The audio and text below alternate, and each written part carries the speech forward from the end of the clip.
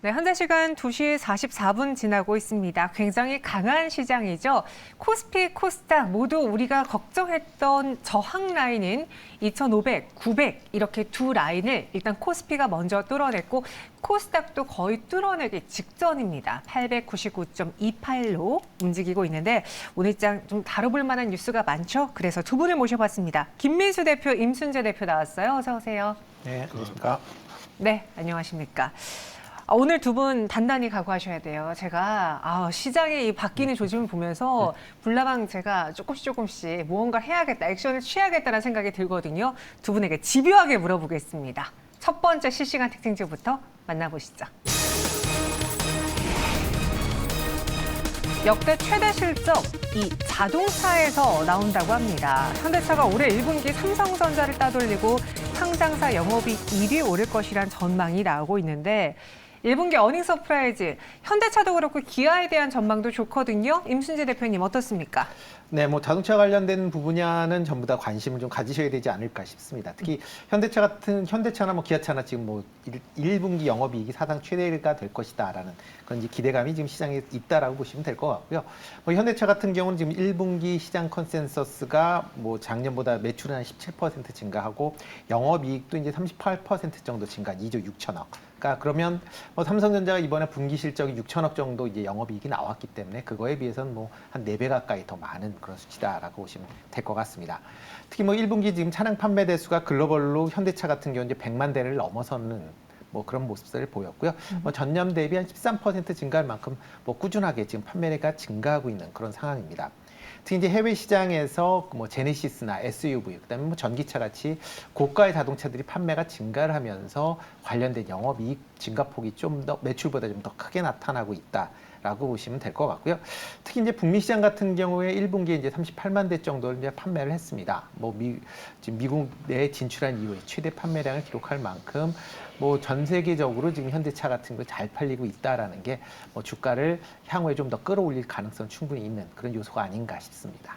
근데 사실 자동차주의 주가, 특히 현대차의 기아가 올해 들어서 우상향하고 있긴 했는데 네. 시장에서는 소비 침체, 소비 둔화 그렇다면은 차량을 잘 안 바꿀 것이다. 그래서 자동차 판매가 줄어들 것이다라는 전망을 작년 말부터 계속 내놨었거든요.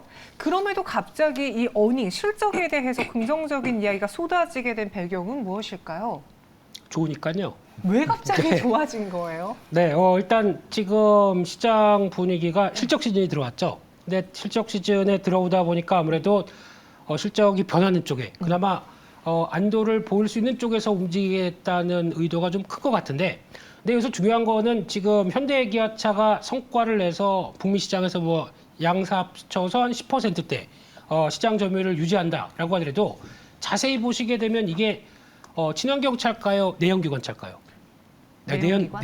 내연 차일까요? 내연. 네, 예? 친환경? 네, 그건 불륜 같으니까 그렇게 하지 마시고요. 네네. 네, 일단 지금은 현재 시장에서 바라보는 거는 제네시스 브랜드라든가 또 대형 SUV 쪽으로 잘 나가다 보니까 여기가 선전에서 나오는 변화가 첫 번째, 두 번째는 나머지 회사들이 아직까지도 차량 출하량이 제대로 나오지 않다 보니까 상대적으로 선전한다는 관점 쪽에서 두 번째인데, 다른 업체들이 선전하게 되면 현대기아차가 지금처럼 계속 잘할 수 있을까? 이제 의문이 나오는 거죠. 또 첫 번째는 아까 말씀드렸던 내연차 쪽에서 성과를 나고 있는데 내연차 쪽에 대한 밸류를 더 줘야 될 것인가? 여기서 부담을 갖기 시작하는 거죠. 차라리 전기차 쪽에서 속도가 나가기 시작했다라고 네. 하게 되면 지금 주가 이렇지 않습니다. 벌써 저 위에 가 있습니다. 근데 이쪽에 대해서 약간 좀 고민을 하기 시작하다 보니까 좋은 건 좋은데 좋다고 말하지 못하는 이 홍길동 같은 마음으로 네. 네, 지금 시장을 바라보고 있는데, 그래서 결론적으로는 아마 실적 발표 시즌에 나머지는 모두 다 안 좋은데 혼자 좋다 보니까 부각은 받을 것 같습니다. 네, 그런 쪽에서 그러면 포커스는 전기차 라인업에 대한 어떤 변화가 나올 것이냐, 여기를 저희는 찾아봐야 될 것 같고요. 마찬가지로 자동차 가면은 자동차 부품주입니다. 그렇죠. 원래 그렇게 살았습니다. 네, 그래서 자동차 부품 쪽에서도 전기차 쪽의 라인업을 갖춰서 다른 내연기관 대비해서 전기차는 부품이 한 30% 줍니다. 근데 거기에서도 딱 맞춰서 세팅이 될 수 있는 업체들, 근데 주가는 못 간 업체들, 그게 타겟입니다. 그런 게 타겟이다라고 했습니다. 지금 여러 가지 자동차와 관련한 투자 포인트가 나왔어요. 일단 첫 번째로는 지금 이 주가를 끌어올린 거는 일단 내연기관 쪽에서의 걱정된 리스크 불안감이 좀 해소되면서 여기까지 올라왔고 여기에 플러스 알파로 전기차의 판매량이 아주 폭발적으로 늘어난다면 이들의 주가는 더 오를 것이다라고 했거든요. 그래서 그런가 요즘 EV9에 대한 이야기가 네. 많잖아요. 그것 때문에 현대차보다 기아를 조금 더 긍정적으로 보신 분들도 꽤 있던데 어떻게 생각하세요, 대표님? 그래도 EV9이 나오기 때문에 뭐 나쁘진 않다라는 네. 생각이 되는데 사실 약간 뭐 큰 남의 상관은- 큰 이야기를 상관은 빙자한 없다라고 제 보여지는데, 이야기예요. 네. 아, 죄송해요. 그러니까 이 이유 중에 하나가 네. 지금 뭐 전기차에 대한 부분 이제 얘기들 많이 하는데 미래 성장성이 있죠, 분명히. 그리고 이제 주가도 이제 IRA 법안 때문에 이제 현대차나 기아차 다 많이 빠졌다라는 것도 사실입니다. 그렇지만 네. 1년에 전기차가 판매될 수 있는 대수를 보면 이제 문제가 되는 IRA이고 내년에 이제 미국에서 전기차 공장이 만들어지면 이제 출하가 될 거고요. 한 1년 정도에 이제 전기차에 대한 공백이 발생을 할 가능성은 분명히 있습니다. 그렇지만 전기차를 미국에서 판매를 아무리 많이 한다라고 해도 뭐 현대 기아차가 뭐 그걸로 100만 대, 200만 대 판매할 건 아니거든요. 뭐 판매를 해봐야 한 2, 30만 대 정도 아마 뭐 전기차가 판매가 줄 텐데 그거에 비해서 내연차 같은 경우는 아직까지 전체 시장의 90% 이상이 내연기관차다라고 보시면 될 것 같습니다. 그렇기 때문에 뭐 전기차에 대한 우려감 때문에 주가가 그동안 눌려 있다라고는 보지만 아직까지는 내연기관차가 잘 팔려야만 기업 실적이 좋아지는 거고요. 그다음에 이제 현대 기아차 같은 경우도 내년에 뭐 미국 조지아 공장이 뭐 완공이 돼서 차량이 판매가 된다라고 하게 되면 그 지금 동안 이제 걱정했었던 모든 이런 부분은 전부 다 해소가 되면서 또 그때 당시엔 또 어떻게 보면 요즘에 전기 배터리처럼 또 그런 식의 움직임도 가능성도 있으니까요. 뭐 그렇게 보시면 그렇게 좀 길게 좀 보시는 게 어떨까라는 생각을 해보고 있습니다. 길게 보자. 아직까지 임순재 대표님은 그래도 현대차다라는 의견인 것 같아요. 네, 그렇죠. 이번에 미국에서 신차 67%를 전기차로 채워라라고 했고 IRA 법안도 나왔고 현대차랑 기아가 약간의 압박에 시달리고 있는 상황 속에서 김민수 대표님, 네? 앞서 또 하나의 투자 포인트로 미국과 직접적으로 연관이 있는 하지만 아직 반응하지 않은 종목들을 잘 찾아보자라고 했거든요. 요거 또 긁어보면 네. 종목이 나올 것 같아서 긁어보겠습니다. 네, 뭐 말씀드려도 사지도 않으시는데요. 아니, 네. 할 겁니다. 아, 아니 예. 어제 또 아모그린텍을 이야기하고 하셨는데요. 오늘 장대 양봉이 나와서 아침부터 저한테 개인적으로 놀리는 안 샀쥬라고 이렇게 연락이 왔더라고요. 안 사주셔서 감사합니다라는 얘기였습니다. 그래야 작가가 네, 죄송합니다. 아, 네. 제가 뭐 그래도 네. 진행자니까 네. 중심을 잡고 좀 예. 봐야 돼서 안 샀는데 네. 그래도 궁금은 합니다. 어떤 종목이 또 눈에 들어갔습니까? 네, 그래도 제 생각에는 현대차는 전기차가 가야 됩니다. 그래서 성과를 낼 수밖에 없기 때문에 거기에 포인트를 맞춰야 될 것 같고요. 네. 그러면 지금 현대차가 앞으로 전기차를 잘하겠다라고 해서 포인트를 맞추는 쪽이 리스 공유 차량 쪽입니다. 지금 비중이 한 10%도 안 되는 거 한 3배 이상 끌어올린다고 그랬습니다. 그럼 거기서 이제 이쪽은 IRA 법안에 제외되는 측면이기 때문에 그쪽에서 공격적으로 영업한다. 그러면은 지금 뭐 몇십만 대 팔겠느냐 이거보다 훨씬 더 나올 수는 있습니다. 그런 부분들 한번 현대차의 성과가 나왔을 때는 그때는 본격적으로 움직일 수가 있는데 그 전까지 보셔야 될 것 같고요. 이상입니다. 면 안 되겠죠? 안 되죠. 네. 집에 못 가십니다. 네. 거기서 예전에도 한번 말씀드렸었는데 주가가 일단 조금 올랐습니다. 근데 주봉이나 월봉 보면 아직도 갈 여력이 많다라고 보는 게 아진산업입니다. 지금 이 회사 주가 추이를 보게 되면 월봉으로 봤었을 때 네. 지금 주가는 바닥권에서 계속 움직이고 있는데 가장 먼저 손들고 기아의 북미 공장 쪽에 같이 진출하겠다라고 해서 성과를 내고 지금 공장 열심히 짓고 있는 회사인데 네. 시장에서 전혀 몰라주고 있는데 이제 최근에 조금씩 움직이는 것 같습니다. 그렇게 되면은 이 부분이 반영되기 시작하게 되면 적어도 지난 고점 때 실적도 나쁘지 않고요. 그런 쪽으로 봤었을 때 증자했던 부분들까지 생각한다라고 하게 되면 적어도 한 4,500원대는 가야 되지 않나라는 쪽으로 바라보고 있고요. 네. 두 번째는 NVH 코리아라는 회사입니다. 이 회사 같은 경우도 중요하게 봐야 될 부분들이 회사는 참 좋은데 네. 예, 주가가 좀 늦게 움직이는 측면들이 있었는데 이런 게 제 스타일이에요. 예, 아, 죄송합니다. 취소하겠습니다. 네. 이 종목의 가장 큰 특징은 회사 이름에서 나오는 것처럼 어떤 차량의 편안함을 위해서 많이 들어가는 부품들이거든요. 그런 쪽에서 나왔었을 때 앞으로 변화 요인 중에 하나가 BMS라고 하는 현대차를 바라보면서 나오는 배터리 매니지먼트 시스템을 같이 납품하는 흐름들이 있는데 시장에서 좀 몰라주는데 이제 처음 움직인다 이렇게 바라보고 있습니다. 앞서 이야기했던 아진 산업도 역시나 올랐음에도 불구하고 추가적인 상승이 가능하다라고 했지만 차트로 봤을 때는 좀 많이 오르지 않았나라고 살짝 좀 저는 주저했거든요. 근데 이 MVH 코리아는 이제 반응하기 시작해서 제 눈에 조금 더 개인적으로 들어왔습니다. 악재인가요? 이번에 임순재 대표님의 관심주는 앞서 이야기한 현대차 플러스 네. 약간 부품 쪽으로 하면 어떤 게 있을까요? 그러니까 내연기관과 그다음에 전기차를 같이 하는 회사들한테 좀 관심을 가지셔야 되지 않을까 싶습니다. 일단 뭐 현대차가 지금 잘 팔리고 있는 게 내연기관 부분이 이제 가장 큰 연인을 차지하고 있기 때문에 특히 이제 작년 하반기 이후에 내연기관 차들이 이제 많이 판매가 되면서 현대차에 대한 실적이 개선이 되고 있고요. 부품업체들도 작년 하반기 이후에 계속 실적이 좋아지고 있다라고 보시면 될 것 같고요. 이런 이제 실적이 좋아지는 그런 기업 중심으로 좀 보시면 좋을 것 같습니다. 그래서 뭐 관심 있게 보는 건 이제 화신 같은 경우 이제 내연기관 내연기관이나 뭐 전기차의 조향 관련된 장비를 공급하는 그런 업체다라고 보시면 될 것 같고요. 최근 들어 이제 조금씩 이제 주가가 다른 종목에 비해서 좀 강한 좀 탄력성을 좀 보였습니다. 그렇지만 주봉으로 보면 아직까지도 뭐 더 올라갈 가능성이 충분히 있다라고 보여지고요. 네. 그 외에 이제 삼보 모터스 같은 경우는 이제 자동 변속기 관련된 부품을 공급하는 그런 업체입니다.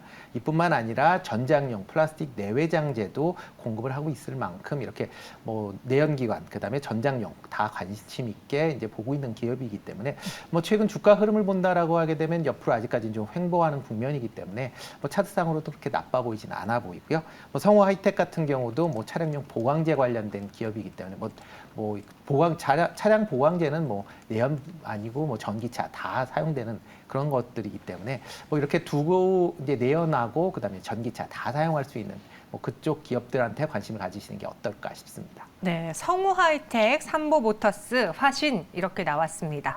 화신도 참 주가가 많이 올랐는데요. 네, 그렇죠. 그만큼 좋다라는 거겠죠. 두 분을 통해서 오늘 이 자동차와 관련한 궁금증 한번 해결해 봤고요. 앞으로 이 종목들 눈여겨 봐주세요. 두 번째 실시간 특징주 만나보겠습니다. 신고가 경신 목전, SNS택의 급등이 나왔습니다. 또 올해 들어 연일 상승하는 대표적인 종목 중에 하나가 SNS택인데 유독 반도체주에서 이 EUV 관련주들이 그냥 강세도 아니고 거의 초강세를 보여주고 있거든요. 네. 네. EUV는 좀 다르게 해석을 해야 되겠죠. 반도체 쪽이라고 하더라도 삼성전자를 필두로 해서 좀 끌어내겠다고 하는 야심찬 계획이 있는 회사란 쪽에서 그 섹터란 쪽에서 확인을 해야 될 것 같고요. 네. 특히 EUV 공정이 왜 중요하냐면은 보통 저희가 얘기하듯이 일단 아주 미세회로를 더 자세하게 그려내기 시작해봐야 더 많은 웨이퍼 안에 들어갈 수가 있습니다. 그렇죠. 그러려면 가장 중요한 게 빛을 이렇게 쬐다 보니까 포토마스크가 필요하죠. 그 포토마스크의 원재료를 만드는 회사가 블랭크 마스크라고 하는 회사가 이 SNS텍입니다. 그래서 거기서 수출 많이 한다고 하는데 포토마스크는 수출 잘 하고 있습니다. 근데 그거를 EUV용으로 또 만들고 또 하나가 이 포토마스크 밑에 먼지가 제대로 묻지 말라고 딱 아주 얇은 막으로 만들어 놓은 게 펠리클입니다. 이게 상당히 뭐 별거 아닌 것 같은데 이게 없게 되면은 이 포토마스크가 한 개당 뭐 몇억 대 하거든요. 그러면 썼다가 약간 좀 몇 번 썼더니 별로 좀 제대로 좀 뭐 오염이 됐다라고 하게 되면 버려야 됩니다. 그거를 카바를 해주는 펠리클이 있다. 얼마나 더 수명이 오래가고 효율적이겠습니까? 그러다 보니까 이 펠리클을 누가 개발하느냐 여기서 상당히 시장에서 관심이 많았던 부분들인데 두 회사가 있습니다. SNS텍, FST 두 회사가 있는데 둘 다 수율은 90%대가 넘는 걸로 알고 있습니다. 그래서 아마 조만간 양산이 되게 되면 하나의 회사에서만 받지 않거든요. 네. 그러면 이제 둘 다 받는데 어디 걸 더 많이 받느냐 이게 이제 문제겠죠. 노코멘트 하겠습니다. 그 부분에 대해서는 우리가 미리 예측하기는 어렵죠. 나중에 확인해서 알 수 있는 거죠. 네. 그렇죠.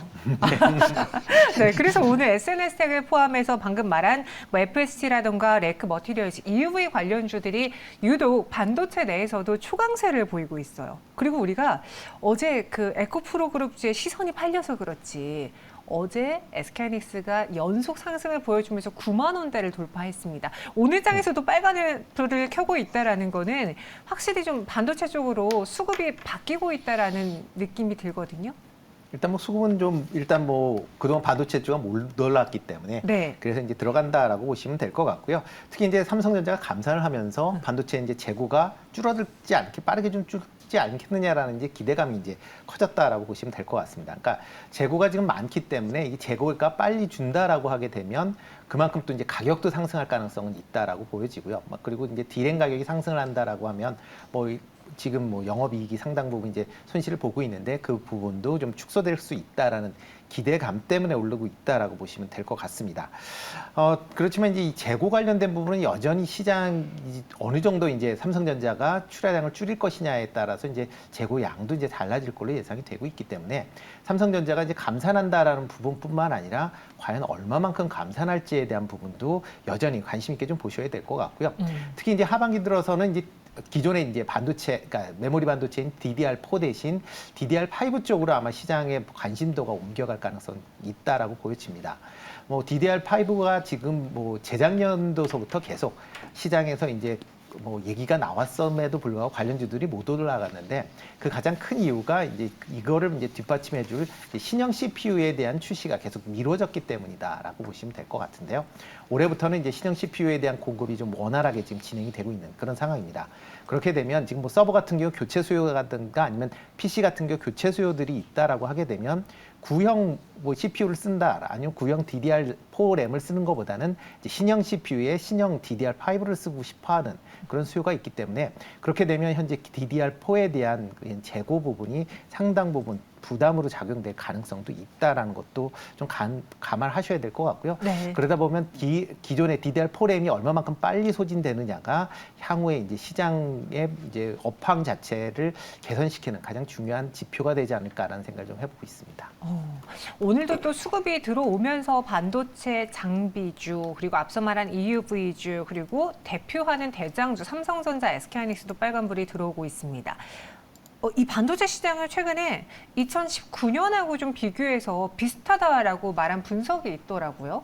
네, 원래 사이클 산업은 비슷합니다. 지나고 나면 그땐 다르겠지. 똑같습니다. 그러니까 근데 좀 사이클이 짧아지지 않아요? 좀 시간이 지날수록? 살짝 짧아졌고 네. 진폭이 더 큽니다. 그러면 이번에 폭은 이만큼 사상 최대 재고 수준이라고 해서 얘기를 하죠. 네. 다음에 가보면은 사상 최고 수준의 실적이 나올 겁니다. 이게 진폭이 크다는 부분에 사이클을 염두를 하시고 지난번에 삼성전자 91,800원인가요? 거기가 고점이었었죠.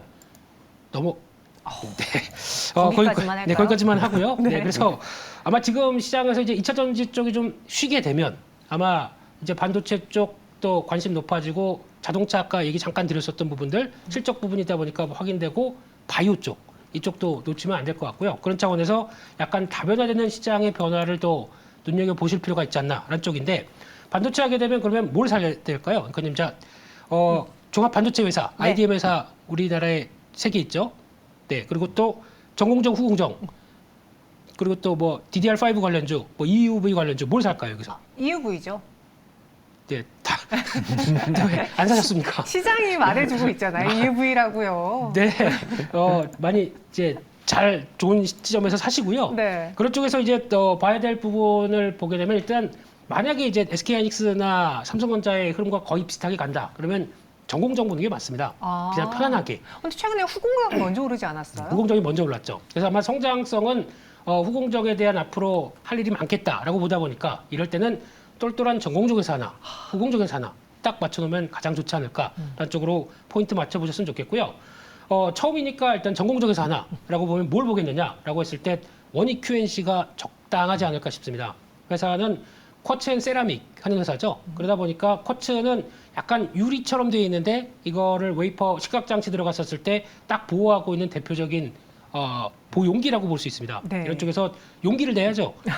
그래서 이런 쪽에서 성과 나오기 시작한다고 하게 되면 아무래도 앞으로 변화가 좀 더 기대가 되지 않을까라는 쪽에서 아마 지금 최근에 움직이는 모습들 이제 조금 레벨업은 시도합니다만 그렇다고 추세가 한 번에 강하지는 않을 것 같고요. 나오는 흐름들 맞춰서 조금 긴 시각으로 보셔야 될 대표적인 종목이 아닌가 생각됩니다. 원익 QNC 최근에 후공정 이야기 많이 했는데 오히려 전공정 쪽에서도 하나를 좀 가져가 보자 원익 QNC 이야기했고요. 임순재 대표님은 어떤 종목으로? 네, 저는 뭐 DDR5 관련 쪽으로 포커스를 맞추시는 게 어떨까 싶습니다. 뭐 대표적으로 뭐 심택이나 테크윈 같은 경우 좀 관심 있게 보시면 어떨까 싶습니다. 근데 심택이 네. 생각보다 뭐 실적이 잘 나왔을 때도 약간 공매도 세력이었나요? 막 그러면서 그러니까 좀 못 계속 이제 갔는데. DDR5가 뭐 나오냐 안 나오냐 뭐 그 계속 얘기가 나오니까 네. 그만큼 이제 그동안 고생을 했다라고 보여지고요. 만약 신형 CPU가 나와서 DDR5가 판매가 이제 원활히 이루어진다라고 하게 되면, 그러니까 가격도 많이 떨어졌거든요. DDR5도. 그러니까 그렇게 돼서 하반기 이후에 아마 매출이 본격적으로 발생을 한다라고 하면 아마 주가 오름도 지금보다는 좀 강하게 움직이지 않을까라는 생각을 해보고 있습니다. 그래서 심택을 그리고 테크윙을 DDR5 쪽에서 꼽아봤습니다. 이렇게 두 번째까지 봤고요. 마지막 실시간 특징주 만나보겠습니다. 산 커지는 폴더블, 이제는 태블릿도 접는다. 삼성전자가 뭐 두 번 접는 폴더블 태블릿을 출시할 것이다라는 이야기가 있는데 많이 접네요. 네, 많이 이렇게 많이 접으면 사실 겁니까, 앵커님은? 아 저는 아직도 폴더블 폰을 안 사가지고. 그러네요. 네. 네, 이번에는 폴드 5가 나온다는데 그것도 이제 선도 이제 없다는데 많이 개선됐다는데 사실 겁. 네, 아, 그냥 네. 더 많이 먼저 보셔야 될 것 같고요. 그런 쪽에서 이제 G탭 출시 가능성에 대해서 얘기 나오다 보니까 여기서 트리폴드라고 그러죠. 3번 접는다고 합니다. 네. 이런 쪽 얘기 나오고 한 10인치 정도 되니까 이게 왜 이런 얘기가 나오냐면 이번에 갤럭시 탭 S8인가요? 이게 12인치짜리가 큰 게 나왔었죠. 그러다 보니까 이게 약간 좀 성과가 낼 것 같긴 한데 이걸 좀 접어서 휴대성이 좀 더 편하게. 그 얘기입니다. 네. 예, 그게 나오기 시작하게 되면 되지 않겠느냐라는 쪽에서 이번에 또 얘기가 나오는 그런 변화가 아닌가 싶은데 그렇게 되면은 이게 잘 팔릴 때는 또 중요한 게 갤럭시 폴드 5도 마찬가지입니다. 가장 큰 차이가 물방울 힌지를 써서 이제 선이 좀 덜 라인이 좀 없다는 거, 거기다가 앞에 화면이 커진다고 합니다. 그러면 좀 더 큰 OLED 화면 쓰겠죠.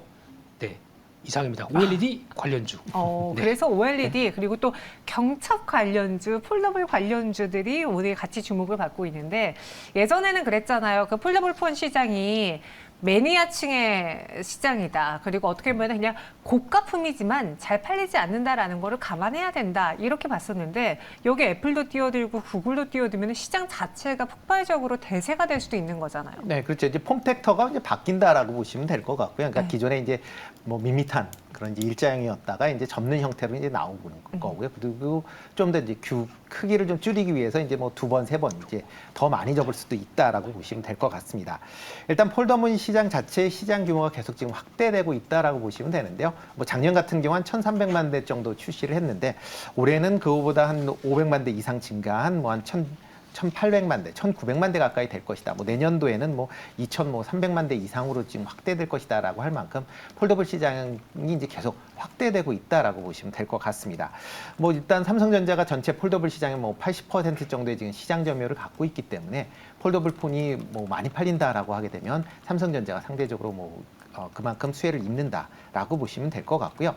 이렇게 이제 폴더블 시장이 계속 확대가 되면서 뭐 애플 아직 뭐 출시는 안 했지만 애플도 이제 출시를 한다라고 얘기를 하고 있고 뭐 일단 2025년도부터 뭐 출시가 하지 않겠느냐라는 기대감을 갖고 있습니다. 만약 그렇다라고 하게 되면 이렇게 폴더블 폰과 관련된 그런 기업들한테도 조금 더 관심을 가지셔야 될 때가 아닌가라는 생각을 좀 해보고 있습니다. 폴더블 시장이 절대 강자를 삼성전자가 갖고 있고 이를 많은 기업들이 호시탐탐 노리면서 시장 자체가 커지고 있습니다. 그럼 우리가 집중해야 될 거는 OLED 화면 쪽일 수도 있고요. 그 안에 들어가는 부품일 수도 있어요. 뭐 힌지로 하면은 KH 바텍이도 떠오르기도 하고 BH도 폴더블 폰 관련주인데 김민수 대표님, 우리 네. 미리 이쪽을 좀 선별해 보자면 어떤 종목이 있을까요? 네, KH 바텍이 외장 힌지죠. 외장 힌지다 보니까 내장도 있다. 네, 내장. 내장 예, 힌지요? 예, 오. 내장인도 있게 되면은 거기에 관련된 파인 엠텍이죠. 네, 이 회사도 눈여겨 볼 필요가 있을 것 같고요. 근데 네. 거의 비슷하게 움직입니다. 그렇기 때문에 혹시 KH 바텍만 보시는 분들도 이거 한번 체크하시는 게 좋지 않나 생각되고 있고 네. 또 두 번째 세경 하이테크가 있죠. 세경 하이테크. 네, 이쪽은 이제 필름 관련된 쪽 있다 보니까 폴더블 폰 작년에 한 1,400만 대, 1,500만 대 팔았는데 올해 전방치가 최근에 수정돼서 2,700만 대까지 판다고 나오고 있습니다. 그만큼 이제 뛰어드는 중국 업체들도 많고 이제 좀 있으면 구글 픽셀 6인가요? 이게 또 폴더로 나온다고 하죠. 6월 달에 나온다고 하죠. 이게 또 나오게 되면 이제 파이는 아직까지는 80%가 삼성전자를 잡고 있는데 네. 이런 폼팩터가 커지면 커질수록 할 일이 많지 않을까. 그리고 또 삼성이 잘 보여줬는데 그거를 같은 힌지를 쓰려고 하겠죠. 그렇게 되면 좀 좋지 않을까. 안쪽에서 이제 동향들 보셔야 될 것 같습니다. 네, 알겠습니다. 파이nem텍 그리고 KH바텍 이렇게 같이 전해드렸고요. 세경하이테크까지 살펴봤어요. 오늘도 세 가지 실시간 특징주 두 분의 대표님과 함께 차근차근 알아봤고 여기서 인사드리겠습니다. 설명 고맙습니다. 네, 고맙습니다.